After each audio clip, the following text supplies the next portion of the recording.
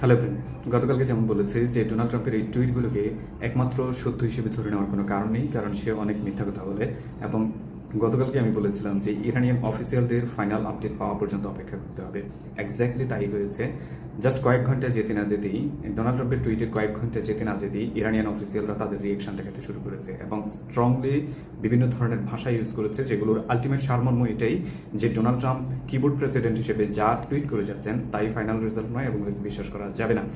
কি বলেছেন তার কয়েকটা উদাহরণ দিচ্ছে। ইরানিয়ান সিকিউরিটি কাউন্সিল স্ট্রংলি বলেছেন যে এনরিচড ইউরেনিয়াম পৃথিবীর কোনো প্রান্তে ইরান থেকে সরিয়ে নেওয়ার কোনো অনুমতি তারা দেবে না, এবং ইরান থেকে এনরিচড ইউরেনিয়াম সরিয়ে নেওয়ার কোনো অথরিটি কারণেই সিকিউরিটি কাউন্সিল ছাড়া। এখন সিকিউরিটি কাউন্সিল কারা? ইরানিয়ান সিকিউরিটি কাউন্সিল হচ্ছে এমন এক বডি যারা মূলত এন্টায়ার সিকিউরিটিকে নিয়ন্ত্রণ করে। ইরানের ইন্টারনাল এক্সটার্নাল যত ধরনের সিকিউরিটি রয়েছে, বলতে পারেন তারা একটা গভর্নিং বডি যারা হচ্ছে ইরানের সিকিউরিটি নিয়ে সবচেয়ে বেশি কনসার্ন, এবং সিকিউরিটি পারপাস কি ধরনের পদক্ষেপ গভর্নমেন্ট নেবে, কি ধরনের রেগুলেশন তারা সামনের দিনগুলোতে করবে, তার সবকিছু নিয়ন্ত্রণ করে মূলত সিকিউরিটি কাউন্সিল। সিকিউরিটি কাউন্সিল প্রধান গতকালকে আরও স্ট্রংলি অনেকগুলো ওয়ার্ড উচ্চারণ করেছেন, যার মধ্যে একটা তিনি সরাসরি বলেছেন। সিকিউরিটি কাউন্সিল প্রধান মূলত ইব্রাহিম আজিজ, তিনি ক্লিয়ারলি বলেছেন যে স্টেট অফ হরমুজ ইরানের নিয়ন্ত্রণে, ইরানের রেগুলেশনে এখনো চলমান রয়েছে, আগামী দিনগুলোতে চলবে। State of Hormuz under condition open রয়েছে। সেই আন্ডার কন্ডিশন ওপেনগুলো কি? ইরানের ডেজিগনেটেড যে রুট রয়েছে, মানে স্টেট অফ হরমুজের 17 কিলোমিটারের বিশাল একটা এরিয়া রয়েছে যেখান থেকে জাহাজ চলাচল করে, কিন্তু ইরান অনলি 2 কিলোমিটার এরিয়াকে জাহাজ চলাচলের জন্য অনুমতি দিয়েছে, এবং সেই 2 কিলোমিটার এরিয়াতে যে অনুমতি দিয়েছে সেটা ইরানের কন্ডিশনের উপর বেস করে অনুমতি দিয়েছে। সেই কন্ডিশনগুলো কি?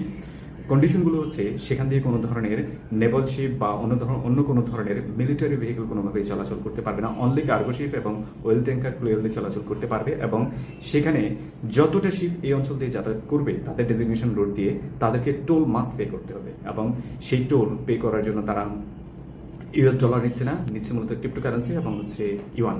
সো আলটিমেটলি হচ্ছে যে তথ্য আমেরিকা এবং তার এলাইরা পৃথিবীর বিভিন্ন প্রান্তে ছড়িয়ে যাচ্ছে যে state of Hormuz permanently open হয়ে গেছে, পৃথিবীর বিভিন্ন প্রান্তের জন্য state of Hormuz properly open, এই তথ্যগুলো পুরোপুরিভাবে ভুল এবং মিথ্যাই, বলে কোনো বাস্তবতা নেই। এবং আব্বাস গালিবাব গতকালকে গতকালকে সরাসরি বেশ কয়েকটা উচ্চারণ করেছেন, এবং তিনি টুইটে ঠিক একই জিনিসগুলো মেনশন করেছেন। ইরানিয়ান রেগুলেশনের বাইরে স্টেট অফ হরমুজ ওপেন করার কোনো কারণ নেই।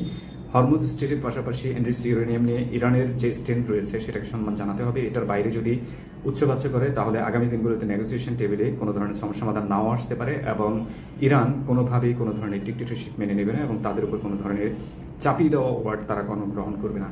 সো ক্লিয়ার যে ইরানিয়ান অথরিটি অ্যাকচুয়ালি কি বলছে আর ডোনাল্ড ট্রাম্প কি বলছে, দুইটাকে যদি আপনি পাশাপাশি দাঁড় করান দেখবেন ডোনাল্ড ট্রাম্প অনেকগুলো মিথ্যা কথা বলে যাচ্ছে।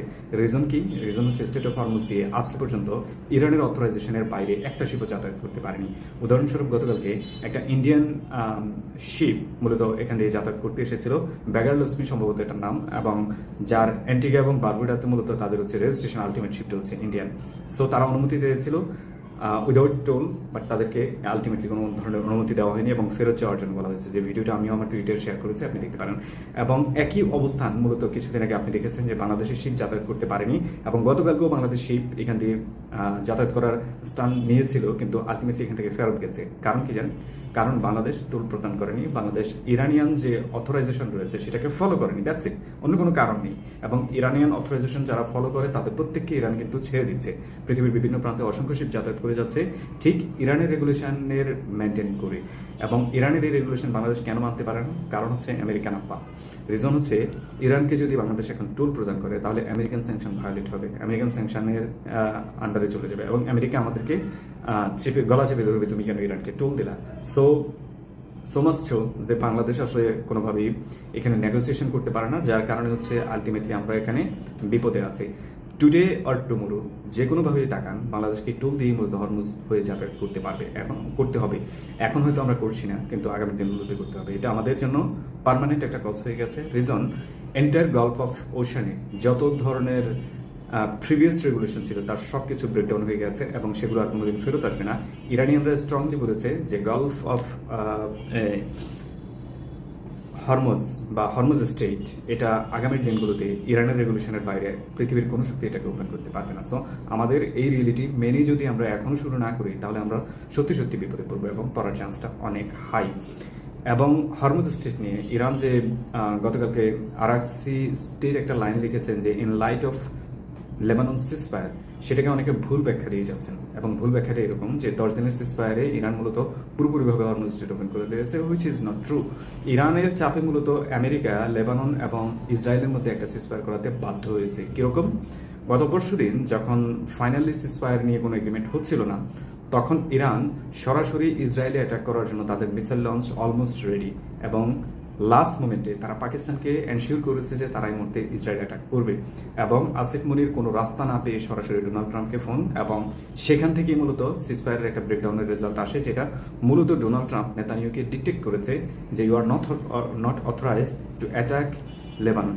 সো লেবাননের মানে ডোনাল্ড ট্রাম্প লিটারালি নেতানিয়াহুকে কিছুটা ডিকটেক্ট করেছে এবং সেখানে অ্যাটাক না করার জন্য ডিরেক্ট নির্দেশ দিয়েছে, এবং সেখান থেকে সে এসে সিসফায়ারের একটা সোশ্যাল পোস্ট করেছে, নাথিং এলস। এখানে কোনো মানে এগ্রিমেন্ট লেটার কোনো কিছুই কোনোদিন পাবলিশ করা হয়নি।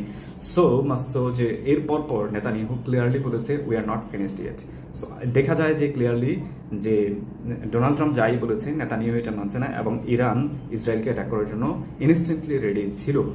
সো কেন অ্যাটাক করেনি? কারণ সিসফায়ারের পর তখন পর্যন্ত কোনো ধরনের অ্যাটাক করেনি, কিন্তু গতকালকেও সাউদার্ন লেবাননের বেশ অনেকগুলো গ্রামে তারা প্রচণ্ড পরিমাণে অ্যাটাক করেছে, সেখানে বাড়িঘর পুরোপুরিভাবে ধসিয়ে দিয়েছে, এবং স্থায়ী যে মানুষ রয়েছে যারা এখান থেকে মানে ইভাকুয়েট করে নর্দার্ন লেবাননে চলে গিয়েছিল, তাদেরকে আসতে না দেওয়ার জন্য তারা ব্রিজ পর্যন্ত ডিস্ট্রয় করে দিয়েছে। সো এখন পর্যন্ত যদি ক্লিয়ার পয়েন্টে দেখি, তাহলে আলটিমেটলি হচ্ছে সিসফায়ার যেটা হয়েছে সেটা সাময়িক এবং লিমিটেড। আলটিমেট অ্যাটাক এখনও হচ্ছে, এবং এখনও লেবাননকে ডিস্ট্রয় করার পুরো কাজ ইসরায়েল এবং ইউএস মিলে করে যাচ্ছে। এবং এই সিসফায়ার মূলত টাইম বাইং মেশিন, যেটা দিয়ে মূলত তারা আলটিমেটলি হচ্ছে ওয়েপন এবং মানে নেক্সট রাউন্ড অ্যাটাকের জন্য প্রস্তুতি নিয়ে থাকতে পারে বা পারছে। এবং মিনটাইম এটা বলে যে ইরান সরাসরি সম্ভবত পাকিস্তানকে এনশিওর করেছে যে তারা নেগোসিয়েশনের জন্য অনলি পাকিস্তান ছাড়া পৃথিবীর কোনো দেশেই যাবে না, কারণ এই নেগোসিয়েশনটাকে নেক্সট রাউন্ডের জন্য অনেক দেশেই নেওয়ার প্ল্যান করা হচ্ছে, কখনো রাশিয়া, কখনো সুইজারল্যান্ড, কখনো জেনেভা। সো এই ধরনের কথা বলা হচ্ছে, বাট ইরান সরাসরি জানিয়ে দিয়েছে তারা পাকিস্তান ছাড়া অন্য কোথাও আসবে না। পেছনে বেশ কয়েকটা কারণ রয়েছে। প্রথম কারণটা হচ্ছে গত পরশুদিন যখন ইরানিয়ান ডেলিগেশন পাকিস্তান থেকে ইসলামাবাদের দিকে তেহরানের দিকে মুভ করে, তখন প্রায় 9টা ফাইটার জেট তাদেরকে এসকর্ট করেছিল, এবং হিডেন নিউজ এটা বলছে যে সেই সময় নেতানিয়াহু মূলত অথরাইজ করেছেন তাদের ফাইটার জেটটাকে ডিস্ট্রয় করে দেওয়ার জন্য, প্লেনটাকে ডিস্ট্রয় করে দেওয়ার জন্য, কিন্তু তারা কেন করতে পারেনি? এর রিজন হচ্ছে ইন্টেল বলছে এরকম যে তারা অলমোস্ট প্রস্তুত ছিল, বাট ফাইনাল রেজাল্ট হচ্ছে পাকিস্তানি ফাইটার জেট সেখানে ছিল, যাদেরকে ওভারটেক করে মানে ইরানিয়ান ডেলিগেশন যে জেট সেটাকে আলটিমেটলি ডিস্ট্রয় করা সম্ভব নয়। এর বেশ সেন্সিটিভ ইস্যুস রয়েছে। Pakistan as like S classical dog fight, মারাত্মক লেভেলের অ্যাডভান্সড। 1967 তারা ইসরায়েলকে রীতিমতো নাস্তানাবুদ করে ছেড়েছে, যেখানে আমাদের ফাইটার শ্রদ্ধা সাইফুল আজম স্যার মূলত বিশাল একটা ক্রেডিট অর্জন করেছেন। সো পাকিস্তানের ওই ক্রেডিটটার কারণে মূলত ইসরায়েল তার এন্টায়ার ফ্লিটকে মূলত রিস্কে ফেলতে চায়নি, যার কারণে তারা এখানে আসেনি। এবং পাকিস্তান কিন্তু এই ডেলিগেশনকে এসকর্ট করার জন্য আর্লি ওয়ার্নিং সিস্টেম থেকে এন্টায়ার ফোর্স নিয়ে তেহরান পর্যন্ত গিয়েছে, মাসাদ পর্যন্ত গিয়েছে। সো যার কারণে ফাইনালি তাদের উপর আর অ্যাটাক করতে পারেনি। এবং ইব্রাহিম আজিজ গালিবাফের মতো যতগুলো মানুষ রয়েছেন, যেমন প্রফেসর মোহাম্মদ মারান্ডি, মানে বেশ স্ট্রং ভাষায় ক্রিটিসাইজ করে গেছেন ডোনাল্ড ট্রাম্পকে, যে ডোনাল্ড ট্রাম্প যে প্রোপাগান্ডা ছড়াচ্ছে এটা আলটিমেট কোনো রেজাল্ট দেবে না, এবং এটা হিতে বিপরীত হতে পারে এবং নেগোসিয়েশনটা পণ্ড হয়ে যেতে পারে। এবং গত পরশুদিন ঠিক এই জিনিসগুলো নিয়ে প্রচণ্ড পরিমাণে ইরানিয়ান পার্লামেন্টে বেশ পার্লামেন্ট মেম্বারদের মধ্যে উচ্চবাচ্য বিনিময় হয়েছে। এক পক্ষ চাচ্ছে যে ইউএস ইসরায়েলের সাথে নেগোসিয়েশন করে যেতে, আরেক পক্ষ কোনোভাবেই নেগোসিয়েশন এখন সেভাবে যাচ্ছে না। এবং এই সময়ের মধ্যে পেপ এসকোবার গতকালকে ক্লিয়ারলি বলেছেন যে পৃথিবীতে এই মুহূর্তে একমাত্র ব্যক্তি হচ্ছে আসিফ মনির, যিনি সরাসরি ফোন উঠিয়ে ডোনাল্ড ট্রাম্পকে বলতে পারে যে লেটস মেক পিস। বিকজ যখন ডোনাল্ড ট্রাম্প টুইট করেছিল যে এন্টায়ার হিউম্যানিটি উইল ডিস্ট্রয়, তখন একমাত্র ব্যক্তি আসিফ মনির, যিনি হচ্ছেন ডোনাল্ড ট্রাম্পকে ইন্টারভিউ করেছেন এবং ডোনাল্ড ট্রাম্পকে সরাসরি একটা পিস ডিল করার জন্য ইনফ্লুয়েন্স করেছেন। এবং গত 2 সপ্তাহে আসিফ মনিরই একমাত্র ব্যক্তি যিনি তেহরানে গিয়ে IRGC হেড, মিলিটারি হেড এবং ইরানিয়ান পলিটিক্যাল ডিপ্লোমেট থেকে শুরু করে অলমোস্ট এভরি ওয়ানের সাথে যোগাযোগ করেছেন এবং সেখান থেকে তিনি ওয়াশিংটনে যাত্রা করেছেন। ওয়াশিংটনে গিয়ে তার এই মেসেজগুলো তিনি পৌঁছিয়েছেন। আলটিমেটলি হচ্ছে আসিফ মনিরের ক্রেডিটে গত 10-15 দিন ধরে যেই মানে মিসাইল খেলাগুলো আমরা দেখতে পাচ্ছিলাম সেটা আর হচ্ছে না। Kind of peace actually Asif Monir এখানে এস্টাবলিশ করেছেন। এটা হচ্ছে পেপে স্কোবারের কথা, এবং তাকে যদি না চেনে থাকেন একটু চেনার চেষ্টা করেন। দেন হচ্ছে সৌদি আরবের ফাইন্যান্স মিনিস্টার গতকালকে বেশ স্ট্রং একটা কথা বলেছেন, যেগুলো আসলে কাপন ধরিয়ে দেওয়ার জন্য ওয়ার্ল্ড ইকোনমির ক্ষেত্রে। তিনি সরাসরি বলেছেন আমেরিকান প্রোপাগান্ডা মিডিয়া যে $90 ক্রুড অয়েল প্রাইস এই মুহূর্তে পৃথিবীকে দেখাচ্ছে, হুইচ ইজ নট ট্রু। এবং সে বলেছে ওয়েলকাম টু দ্য ওয়ার্ল্ড, যে $120 এবং $112 মধ্যে ক্রুড অয়েল কেনার জন্য যারা কিনে যাচ্ছেন তারা জানেন যে ওয়ার্ল্ড ইকোনমির মধ্যে কীভাবে চলছে। এখন এটাকে আপনি কেন সিরিয়াসলি নেবেন? কারণ এটা সৌদি আরবের ফাইন্যান্স মিনিস্টার বলেছে, অ্যান্ড সৌদি আরব হচ্ছে সেই বডি যারা এন্টায়ার ওয়ার্ল্ড এর ওয়েল ইকোনমিকে নিয়ন্ত্রণ করে, মানে ওপেকের ইচ অ্যান্ড এভরিথিং নিয়ন্ত্রণ করে সৌদি আরব। সৌদি আরব যখন বলে দাম বেড়েছে, এটা সত্যি বেড়েছে। সৌদি আরব যখন বলে দাম কমেছে, এটা সত্যি কমেছে। অ্যান্ড সৌদি আরব যখন বলে আমাদের ওয়েল প্রোডাকশন আমরা লিমিট করে যাচ্ছি, তখন ওয়ার্ল্ডে কাঁপন ধরে যায় যে সত্যি এবার ওয়ার্ল্ডের ইকোনমির একটা হ্যামারিং হতে চলেছে।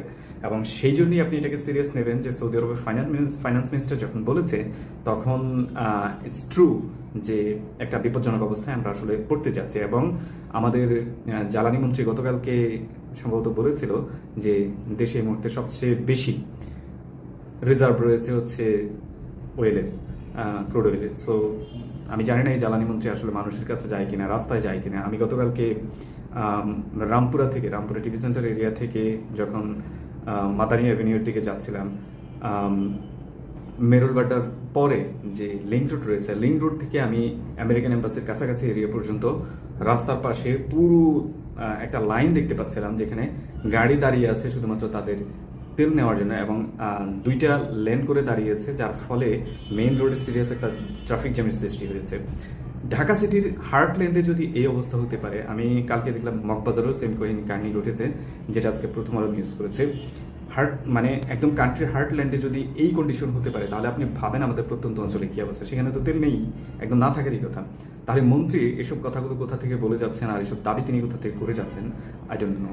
এবং তেল নিয়ে আমরা আসলে ভুগতে যাচ্ছি, শিওর থাকেন। এবং গতকালকে ইরানিয়ান পার্লামেন্ট মেম্বার ইব্রাহিম মূলত খুব স্ট্রং 2টা ওয়ার্ড ইউজ করেছেন বাহরাইনের জন্য। তিনি সরাসরি বলেছেন যে বাহরাইন এবং কুয়েতের মতো কান্ট্রিগুলো নেক্সট রাউন্ডে তাদের নিজেদের নাম ভুলে যাবে, ইরান এই পরিমাণে অ্যাটাক তাদেরকে করবে।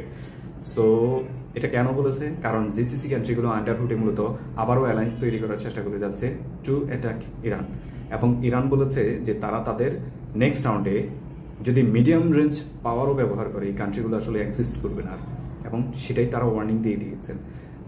প্রবাবলি ইউএই, কাতার, বাহরাইন, কুয়েত, এই 4টা কান্ট্রির জন্য সবচেয়ে বিপজ্জনক অবস্থা তৈরি হতে যাচ্ছে যদি কোনো ধরনের পিস নেগোসিয়েশন শান্তিপূর্ণভাবে না হয়।